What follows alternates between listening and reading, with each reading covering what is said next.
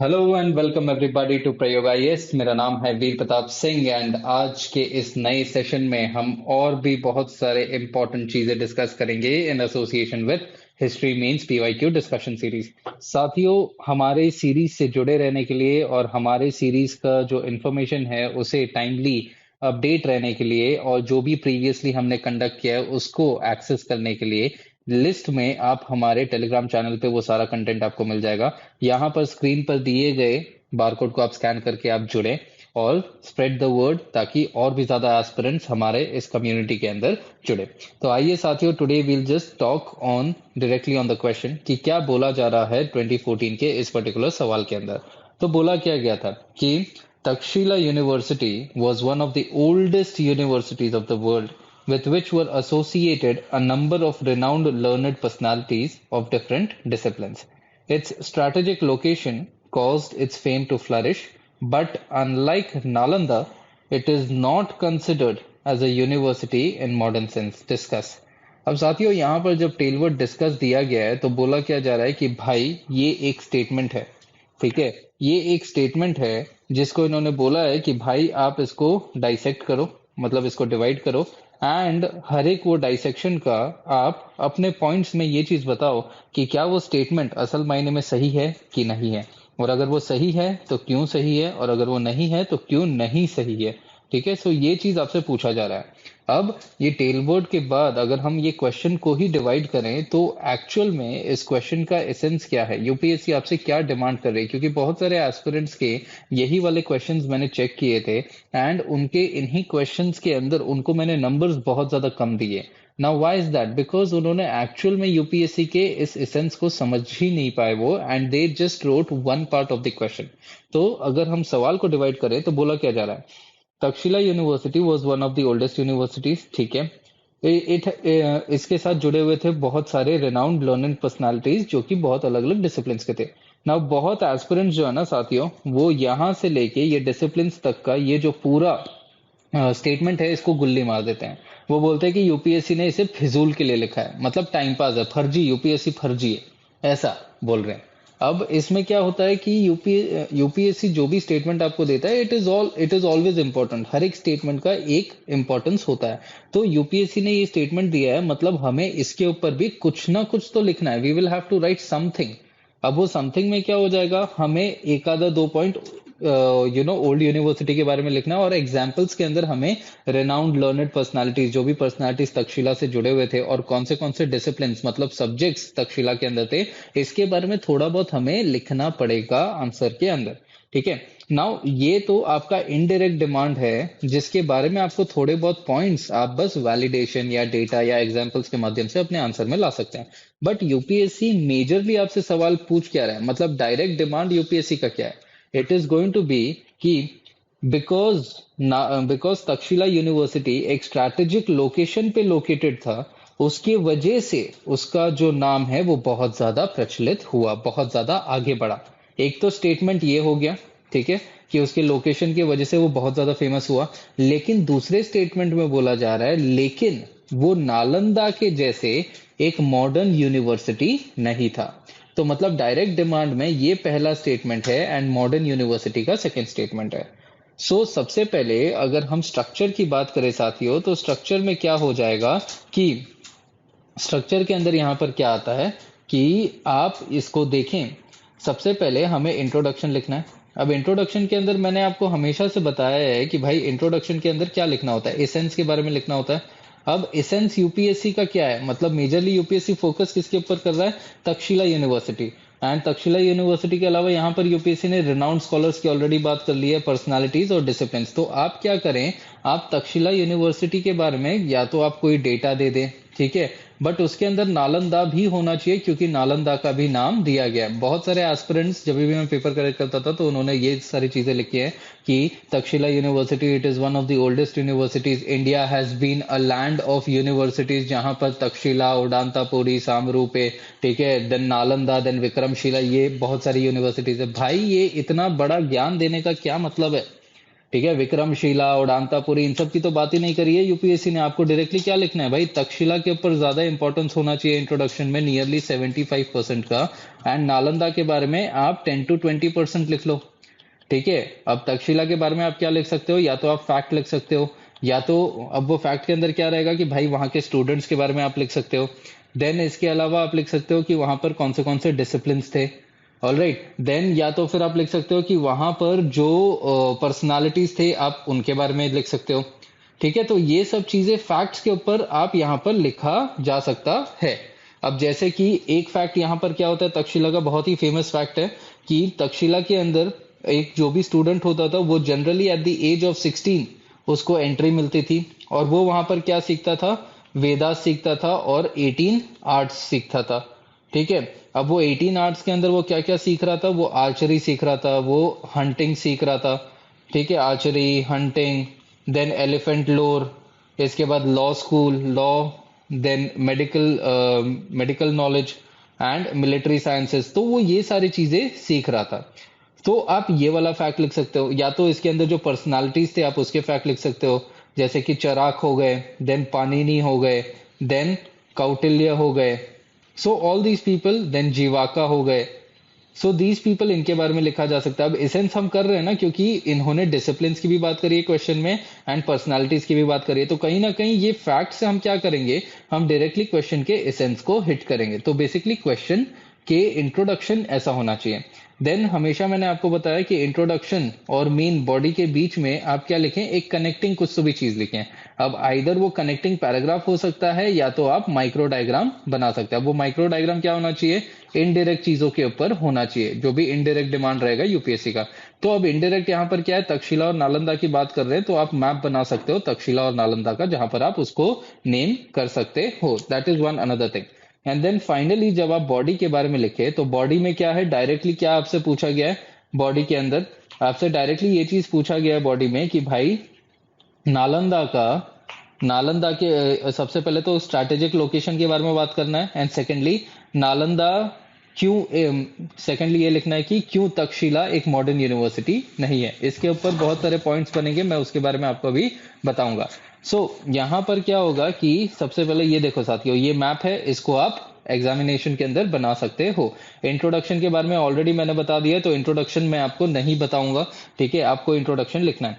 तो सबसे पहले बॉडी का पार्ट हो जाएगा, सबसे पहले बॉडी का पार्ट यहाँ पर क्या हो जाएगा कि हमें ये लिखना है कि क्यों Nalanda it emerged as one of the greatest learning centres, मतलब कैसे लोकेशन वाला एस्पेक्ट है।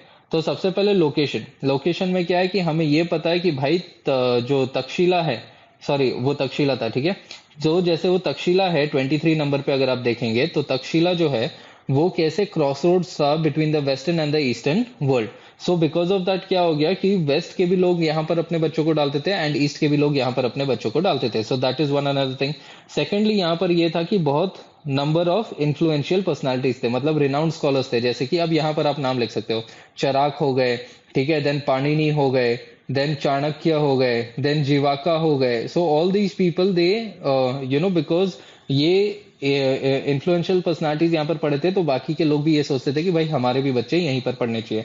नेक्स्ट यहाँ पर जो वाइड अमाउंट ऑफ डिसिप्लिन जो दिए जाते थे, जैसे कि मैंने ऑलरेडी आपको बोला कि देर वर वेरियस आर्ट्स, ठीक है, देन रिलीजियस चीजें, then it was a centre of Vedic learning, ठीक है, देन बुद्धिस्ट लर्निंग भी यहाँ पर दी जाती थी।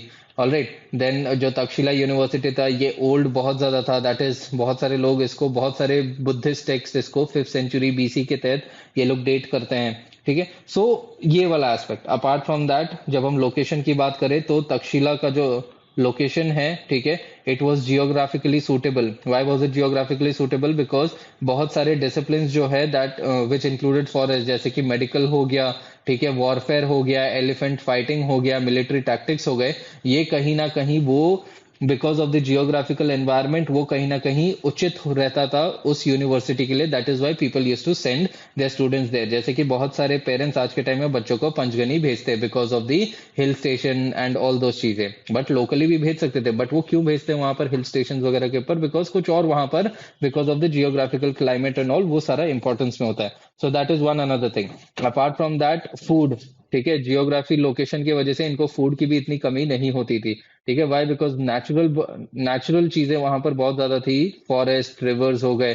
ठीक है, Takshashila it was the area which was which was located on the tributaries of river Indus. ठीक है, ट्रिब्यूटरीज ऑफ रिवर इंडस, तो जाहिर जाहिर सी बात है पानी की कभी वहां पर अछत होती ही नहीं थी। सो ये जियोग्राफिकल फैक्टर है। तो ऐसे करके 5 से 6 पॉइंट आप लिखेंगे तो आपका आंसर यहाँ पर बनेगा, जिसमें सबसे पहला भाग आपका बनता है। Second and the most important thing is कि बहुत सारे एस्पिरेंट्स यहाँ पर क्या सोचते हैं कि यूपी, और ये मैं आपको एक्चुअल में बता रहा हूँ एस्पिरेंट्स ने क्या सबसे बड़ी गलती करी पता है आपको? एस्पिरेंट्स ने यहाँ पर ये गलती करी कि उन्होंने ये लिख दिया कि क्यों Nalanda is a modern university. उन्होंने ये लिखा क्यों Nalanda it is a modern university, मतलब university in a modern. But आपसे क्या ये पूछा गया है? नहीं, ये आपसे नहीं पूछा था। पूछा क्या था कि क्यों Takshashila is not a modern university, आपसे पूछा ये गया था। मेजोरिटी एस्पिरेंट्स ने लिखा है ये चीज, तो ये गलत है ना। तो that is why I always tell you understand the essence of the UPSC question. तो आपको focus why Takshashila is not a modern university के ऊपर करना था, एंड साइमल्टेनियसली आपको ये बताना था कि क्यों नालंदा एक मॉडर्न यूनिवर्सिटी था, बट मेजर फोकस तक्षशिला के ऊपर होना चाहिए था। सो वही चीज मैंने यहां पर लिखा हुआ है दैट Takshila जो है, it is often regarded as one of the earliest universities. However, some scholars argue that Takshila does not qualify to be a university in modern sense when compared to Nalanda. और ये कौन बोलता है? ये India का जो education board है, that is AICTE, वो ये चीज को बोलता है। क्यों ऐसा बोला जाता है? क्योंकि सबसे पहले तक्षशिला के अंदर फॉर्मल स्ट्रक्चर नहीं था। मतलब तक्षशिला एक इनफॉर्मल एजुकेशनल इंस्टीट्यूशन था जहां पर जो टीचर्स थे वो अपने मन मर्जी के हिसाब से आते थे, और बच्चे जो है अपने मन मर्जी के हिसाब से आते थे। कोई फिक्स्ड नंबर ऑफ स्टूडेंट्स वहां पर थे नहीं, और जो भी मन मर्जी होता था टीचर्स वहां पर वही पढ़ाते थे। कोई एक्यूरेट सिलेबस नाम का कोई चीज नहीं था, कोई एक्यूरेट इंफ्रास्ट्रक्चर नाम का कोई चीज नहीं था। पेड़ के नीचे ये लोग पढ़ाते थे, and it was on the basis of गुरु शिष्य परंपरा। So that is one another thing. ठीक है, मतलब कोई भी मॉडर्न यूनिवर्सिटी जैसा डिफाइंड फैसिलिटीज नहीं थे, जैसे कि डॉर्म्स हो गए, जैसे कि क्लासरूम्स हो गए। ठीक है, and then there is going to be modern university जैसा एग्जामिनेशन स्ट्रक्चर हो गया, देन रिजल्ट के चीजें हो गई, then degree like system, degree certificate like system, ये सब चीजें यहाँ पर नहीं थी। So that was another thing. Then इसके अलावा तक्षशिला के अंदर लिमिटेड स्कोप ऑफ लर्निंग था। जैसे तक्षशिला के अंदर 18 चीजें पढ़ाई जाती थी, वेर एज नालंदा के अंदर बहुत सारे डाइवर्स रेंज ऑफ डिसिप्लिन पढ़ाई जाती थी। That is more than 60 discipline were generally taught in Nalanda. ठीक है, तो जैसे मॉडर्न यूनिवर्सिटी में डाइवर्सिटी होता है, वैसे ही नालंदा में भी डाइवर्सिटी था व्हेन कंपेयर टू तक्षशिला। तो इसके अलावा तक्षशिला का मेजर फोकस किस पे था? इसका मेजर फोकस था वैदिक लिटरेचर पे। ठीक है, एंड अगर कोई रीजनल अगर कोई रीजनल इंस्टीट्यूशन होता है तो उनका फोकस नियरली कुछ चीजों के ऊपर ही होता है। लेकिन अगर कोई मल्टीनेशनल यूनिवर्सिटी होता है, या मतलब बहुत बड़ा यूनिवर्सिटी होता है, वो क्या करता है? वो सारे ही सब्जेक्ट्स के ऊपर इक्वल फोकस देता है। तो तक्षशिला का किसके किसके ऊपर था? वैदिक लिटरेचर, आर्चरी एंड हंटिंग। लेकिन नालंदा किसके ऊपर था? इसका focus wide range of discipline के ऊपर था। It wanted to create much more students. Then next क्या है? Autonomy and regulation. जैसे मैंने आपको बोला तक्षशिला जो है, इसके अंदर जो भी टीचर्स आते थे वो अपने बेनिफिट, प्राइवेट बेनिफिट के लिए आते थे। टीचर्स का कोई रेगुलर सिस्टम नहीं था आने जाने का, टीचर्स अपने रूल्स के हिसाब से काम करते थे। वेराज नालंदा के अंदर एक फिक्स सिस्टम था जहां पर टीचर्स आते थे, ठीक है, स्टूडेंट्स को पढ़ाते थे, सैलरी बेस्ड सिस्टम था उनका, उनको रहने का पूरा सिस्टम था, एक स्टैंडर्डाइज लर्निंग एनवायरनमेंट दिया गया था, एग्जामिनेशन पैटर्न होते थे, डिग्री सर्टिफिकेट जैसा होता था, एंड जो भी स्टूडेंट्स यहाँ पर पास होते थे उनका प्लेसमेंट सिस्टम भी होता था। ठीक है, प्लेसमेंट जैसे आज के टाइम में मॉडर्न यूनिवर्सिटीज में होता है। Next, geographical reach. Nalanda university ने बहुत ज्यादा नंबर ऑफ स्टूडेंट्स को अट्रैक्ट किया कंपेयर टू तक्षशिला।